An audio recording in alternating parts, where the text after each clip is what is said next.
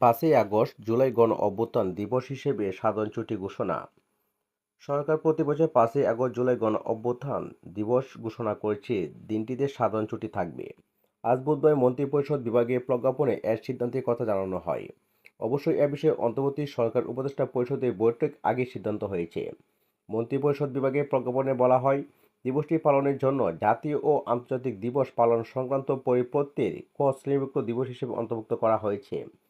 এছাড়া পৃথক প্রজ্ঞাপনে বলা হয়, সরকার প্রতি বছর ১৬ জুলাই শহীদ দিবস হিসেবে ঘোষণা করা হয়েছে। দিবসটি ক শ্রেণীভুক্ত করা হয়েছে। অন্যদিকে ৮ আগস্ট নতুন বাংলাদেশ দিবস উদযাপন বা পালন না করার সিদ্ধান্ত হয়েছে বলে আরেক প্রজ্ঞাপনে জানানো হয়েছে।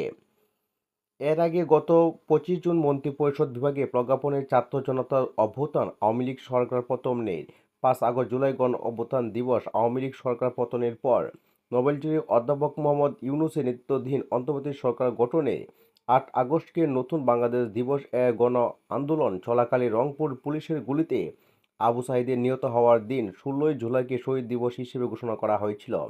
এরপর ৮ আগস্ট নতুন বাংলাদেশ দিবস ঘোষণায় আপত্তি জানিয়ে ফেসবুক পোস্টে দিয়েছিলেন জাতীয় নাগরিক পার্টির শীর্ষস্থানীয় নেতারা। আজ মন্ত্রিপরিষদ বিভাগীয় প্রজ্ঞাপনে ৮ আগস্ট নতুন বাংলাদেশ দিবস পালন না করার বিষয়টি জানানো হলো। সেই সঙ্গে ১৬ জুলাই শহীদ দিবস হিসেবে পালন করা হবে বলে জানানো হয়েছে।